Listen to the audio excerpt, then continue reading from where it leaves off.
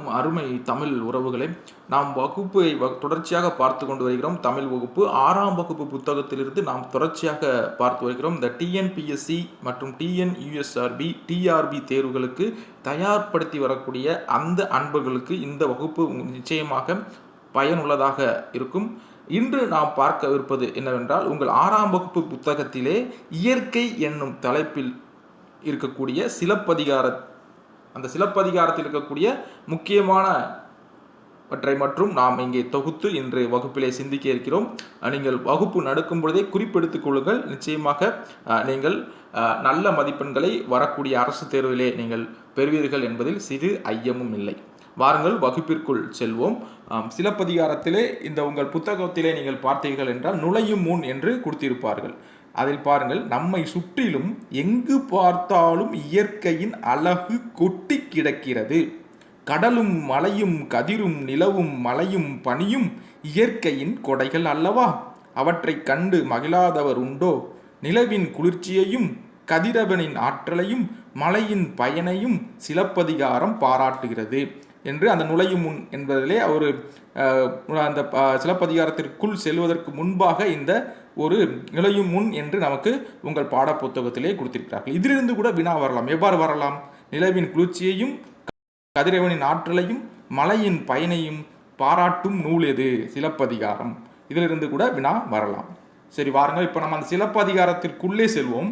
திங்களை போற்றுதும் திங்களை போற்றுதும் கொங்கு அலர் தார் சென்னி குளிர் வெண்குடை போன்றியில் அங்கன் உலகு அளித்தலான் என்று இளங்கோவடிகள் அந்த பாடலை தொடங்குகிறார். இதற்கான பொருள் என்னவென்றால், தேன் நிறைந்த ஆத்திமலர் மாலையை அணிந்தவன் சோழ மன்னன். திங்களை போற்றுதும் திங்களை போற்றுதும் கொங்கு அலர்த்தால் சென்னி குளிர் வெண்குடை போன்றியில் அங்கன் உலகு அளித்தலான். தேன் நிறைந்த ஆத்திமலர் மாலை அணிந்தவன் சோழ மன்னன். அவனுடைய வெண் கொற்றக்குடை குளிர்ச்சி பொருந்தியது. அதை போல வெண்ணிலவும் தன் ஒளியால் உலகுக்கு இன்பம் அளிக்கிறது. அதனால் வெண்ணிலவை போற்றுவோம் என்பதுதான் இந்த பாடலினுடைய அர்த்தம். அடுத்த பாடலை பாருங்கள். அதே பாடலில் நாம் இந்த உங்கள் புத்தகத்திலே மொத்தமாக கொடுத்திருப்பார்கள். 3 வரியாக மொத்தமாக 9 வரிகள் மொத்தமாக கொடுத்திருப்பார்கள். நாம் 3 வரியாக பிரித்து அதற்கான பொருளை உங்களுக்கு மிக தெளிவாக தெரிய வேண்டும் என்பதற்காகவும் நீங்கள் எளிதில் புரிந்து கொள்ள வேண்டும் என்பதற்காகவும் அதில் 3 வரிகளாக எடுத்து அந்த 3 வரிகளுக்குரிய பொருளை நாம் சிந்தித்துக் கொண்டிருக்கிறோம். பாருங்கள், அடுத்த 3 வரி அந்த பாடலில் பாருங்கள். முதல் திங்களை பார்த்தோம், இப்பொழுது ஞாயிறு, அதாவது கதிரவனை பாருங்கள். ஞாயிறு போற்றுதும் ஞாயிறு போற்றுதும் காவிரி நாடான் திகிரி போர் கொட்டு மேறு வளம் திரிதலான் என்று அந்த பாடலிலே குறிப்பிடப்பட்டிருக்கிறது.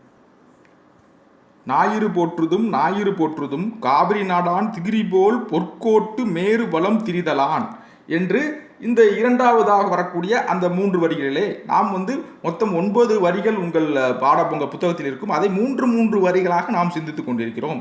இப்பொழுது ஞாயிறு போற்றுதும் ஞாயிறு போற்றுதும் காவிரி நாடான் திகிரி போல் பொற்கோட்டு மேறு வளம் திரிதலான்.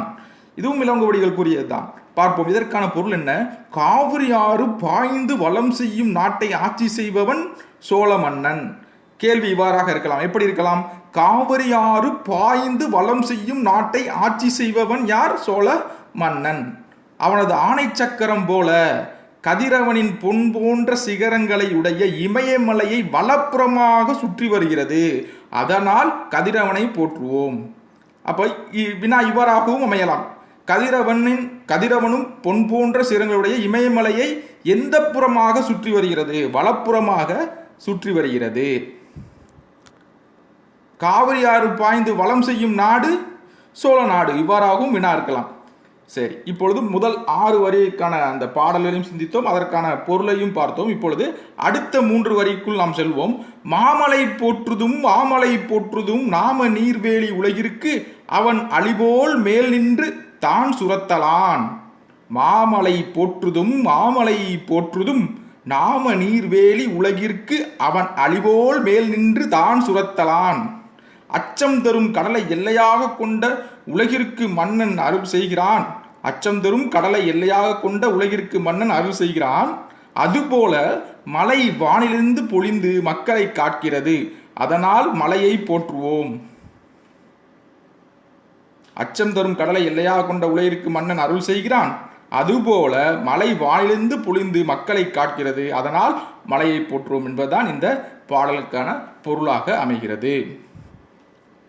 மீண்டும் ஒரு முறை அந்த பாடலை நாம் விரைவாக பார்த்து விடுவோம்.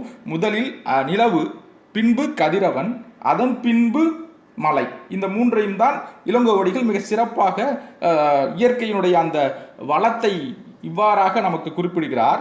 திங்களை போற்றுதும் திங்களை போற்றுதும் கொங்கு அலர்ந்தார் சென்னி குளிர் வெண்குடை போற்றியில் அங்கன் உலகு அளித்தலான். ஞாயிறு போற்றுதும் ஞாயிறு போற்றுதும் காவிரி நாடான் திகிரி போல் பொற்கோட்டு மேறுவளம் திரிதலான். மாமலை போற்றுதும் மாமலை போற்றுதும் நாம நீர்வேலி உலகிற்கு அவன் அழிபோல் மேல் நின்றுதான் சுரத்தலான் என்று இளங்கோவடிகள் மிக அற்புதமாக நிலவையும் கதிரவனையும் மலையும் குறிப்பிட்டு இங்கே நமக்கு பாடப்பகுதியாக தரப்பட்டிருக்கிறது. இதற்கான பாடலையும் பார்த்தோம், அதற்கான பொருளையும் பார்த்தோம். இது தவிர்த்து நீங்கள் இந்த பாடலில் இருக்கக்கூடிய முக்கியமான சொல்லும் பொருளும் திங்கள் என்றால் நிலவு, கொங்கு என்றால் மகரந்தம், அலர் என்றால் மலர்தல் இல்லைங்களா. அடுத்து திகிரி ஆணை சக்கரம், பொற்கோட்டு என்பது பொன்மயமான சிகரத்தில் என்று பொருள். மேரு என்றால் இமயமலை, மேரு என்றால் இமயமலை. நாமநீர் அச்சம் தரும் கடல், நாமநீர் அப்படி என்றால் அச்சம் தரும் கடல். அலி அப்படி என்றால் கருணை.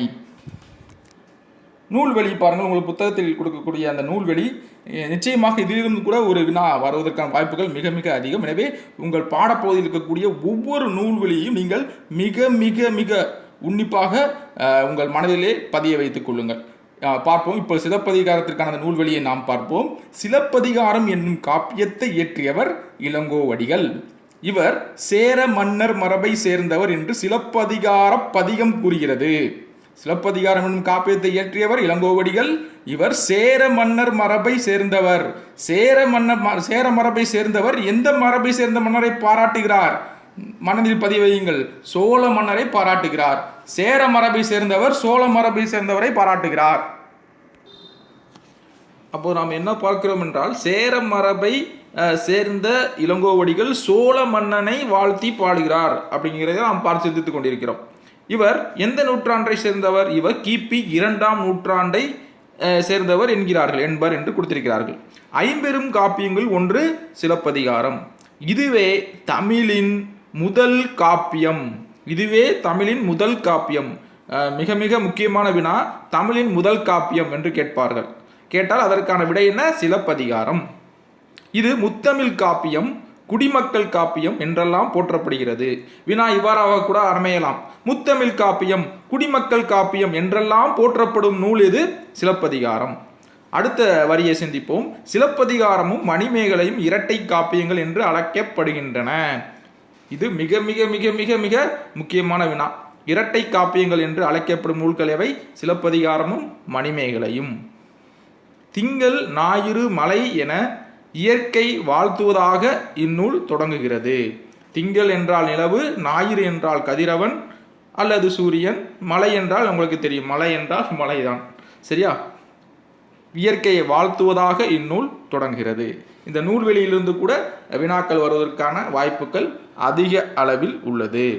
மீண்டும் ஒரு முறை இந்த பாடத்தில் இருந்த முக்கியமான அந்த சொல்லும் பொருளை நாம் சிந்திப்போம்.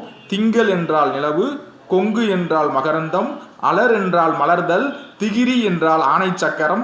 அலர் என்றால் மலர்தல், திகிரி என்றால் ஆணை சக்கரம், பொற்கோட்டு என்றால் பொன்மயமான சிகரத்தில் என்று பொருள், மேரு என்றால் இமயமலை, நாம நீர் என்றால் அச்சம் தரும் கடல், அலி என்றால் கருணை. இந்த சொல்லும் பொருளும் நீங்கள் மனதிலே நிறுத்திக் கொள்ளுங்கள். இதிலிருந்து வினாக்கள் வரலாம். மீண்டும் ஒரு முறை விரைவாக இந்த பாடலை மற்றும் நாம் சிந்தித்து விடுவோம். திங்களை போற்றுதும் திங்களை போற்றுதும் கொங்கு அலர்ந்தார் சென்னி குளிர் வெண்குடை போற்றியில் அங்கன் உலகு அளித்தலான். ஞாயிறு போற்றுதும் ஞாயிறு போற்றுதும் காவிரி நாடன் திகிரி போல் பொற்கோட்டு மேறுவளம் திரிதலான். மாமலை போற்றுதும் மாமலை போற்றுதும் நாம நீர் வேலி உலகிற்கு அவன் அழிபோல் மேல் நின்றுதான் சுரத்தலான் என்று இளங்கோவடிகள் இயற்கையை போற்றி பாடுவதாக நமக்கு பாடப்பகுதியிலே கொடுக்கப்பட்டிருக்கிறது.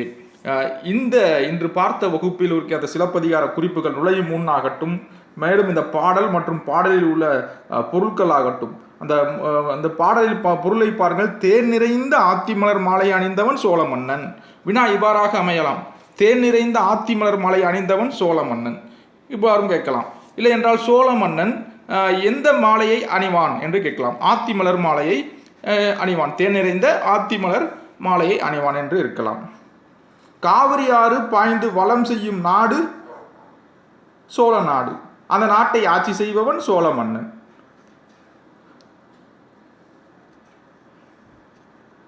இமயமலை எவ்வாறு சுற்றி வருகிறது? வலப்புறமாக சுற்றி வருகிறது என்று கேட்கலாம். அடுத்தது பாருங்கள். அச்சம் தரும் கடலை எல்லையாக கொண்ட உலகிற்கு மன்னன் அருள் செய்கிறான், அதுபோல வானிலிருந்து பொழிந்து மக்களை காப்பது மலை.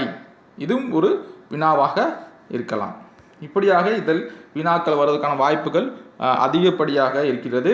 நூல்வெளியிலிருந்து சிலப்பதிகாரத்தை இயற்றியவர் இளங்கோடியில் கேட்கலாம். இவர் எந்த நூற்றாண்டை சேர்ந்தவர்? காலம் கிபி 2ஆம் நூற்றாண்டு என்ற வினா வரலாம். இவர் எந்த மரபை சேர்ந்தவர் என்று கேட்டால் இவர் சேர மன்னர் மரபை சேர்ந்தவர். சேர மரபை சேர்ந்த ஒருவர் சோழ மரபை சேர்ந்த மன்னரை புகழ்ந்து எழுதுவதாக இந்த பாடல் அமைந்திருக்கிறது.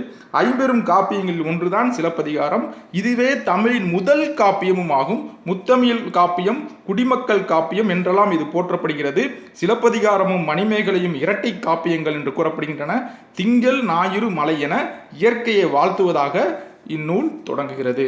இவற்றையெல்லாம் நீங்கள் சிந்தித்து வைத்துக் கொள்ளுங்கள், குறிப்பெடுத்துக் கொள்ளுங்கள். இன்றைய பாடம் எப்படி இருந்தது, வகுப்பு எப்படி இருந்தது என்பதையும் கமெண்ட் செக்ஷனிலே நீங்கள் தெரியப்படுத்துங்கள்.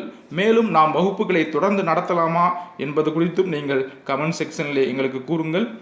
அதுபோக இதுவரை நமது சிபிஎஸ்சி கிங் தமிழ் என்ற இந்த யூடியூப் சேனலை நீங்கள் சப்ஸ்கிரைப் செய்யவில்லை என்றால் தற்போது சப்ஸ்கிரைப் செய்யுங்கள். நீங்கள் சப்ஸ்கிரைப் செய்யும் போது மேலும் அது எங்களுக்கு வலுவாக அமையும். ஏனென்றால் இது போன்ற வீடியோக்களை நாங்கள் தொடர்ந்து அப்லோட் செய்வதற்கு அது எங்களுக்கு உந்து சக்தியாக இருக்கும். எனவே நமது சேனலை சப்ஸ்கிரைப் செய்யுங்கள். உங்கள் நண்பர்களுக்கும் நமது சேனலை பற்றி எடுத்துக் கூறுங்கள். நன்றி, வணக்கம்.